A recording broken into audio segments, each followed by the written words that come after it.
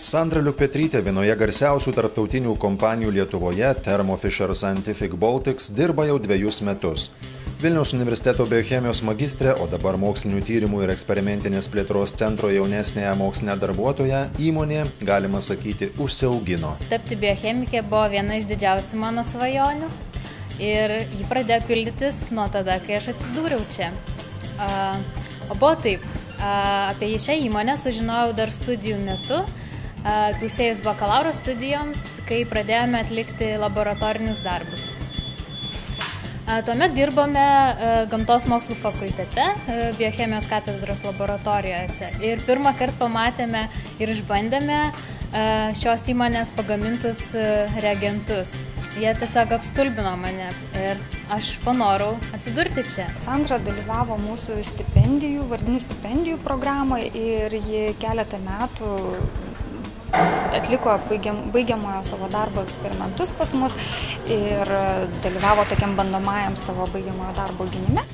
Ji yra tas žmogus, kurį iš dalies dar studijų metu mes pažinom, mes turėjom galimybę įvertinti jos sugebėjimus, jos norą pas mus dirbti. Man tikrai pasisekė, kad Thermo Fisher Scientific skatina jaunų, neturinčių patirties žmonių įdarbinimą. Ir ne tik tai, ši įmonė investuoja į profesinį šių darbuotojų tobulinimą. Paklausta, kuo ją žavi ši įmonė, Sandra vardija. Pirma, tai aš čia jaučiuosi reikalinga. Aš jaučiu, kad čia manimi pasitikė mano darbo rezultatais. Antra, tai mano darbas yra dinamiškas. Aš nuolat turiu galimybių įsitraukti į naujų man įdomių užduočių įgyvendinimą. Man kolegos yra mokytojai, išklausytojai, priekaištautojai, netgi patarėjai. Sandra Liukpetrytė ne vienintelis jaunas žmogus visame pasaulyje garsėjančioje įmonėje.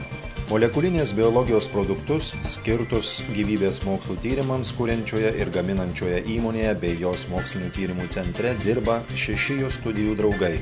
Įmonėje per 4 pastarosius metus įdarbinta kelios dešimtys darbo patirties neturinčių jaunų žmonių.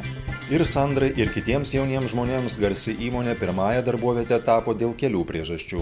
Pirmoji, jie turėjo pakankamai bazinių žinių ir noro dirbti. Antroji, įmonėms suteikiančiom šansą darbo patirties neturintiems žmonėms iki 29 metų kompensuojama dalis jiems mokamo darbo užmokesčio. Tai numatyta Socialinės apsaugos ir darbo ministerijos inicijuotame projekte Parama pirmajam darbui. Mes jau 3 metai iš tikrųjų prisijungiam prie iniciatyvos ir labai džiaugiamės, kad valstybė remia pirmąjį darbą ir gražu tai dėl to, kad tai yra parama įmonėms, bet labai svarbu tai, kad iš tikrųjų tai yra skatinama darbinti jaunus žmonės, kurie labai dažnai šiais laikais susiduria su sunkumais įsidarbinti. Tokių kaip Sandra, kurie dar studijuodami pasibeldė į šios įmonės duris ir jos laboratorijose atlieka universitetinę praktiką ar rengia savo baigiamuosius darbus, ir dabar yra kelios dešimtys.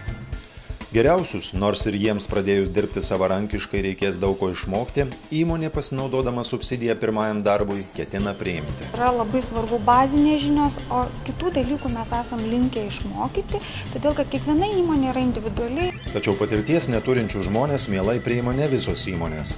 Ar apsimoka gaišti laiką juos mokant, klausėme. Ar apsimoka?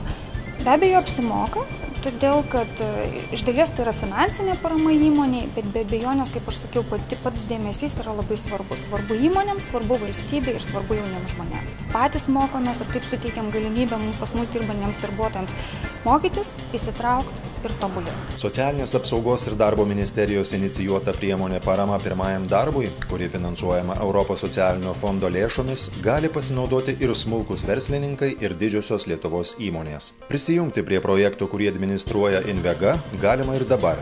Paraiškas dėl pirmojo darbo rėmimo galima teikti iki 2015 metų rugsėjo 30 dienos.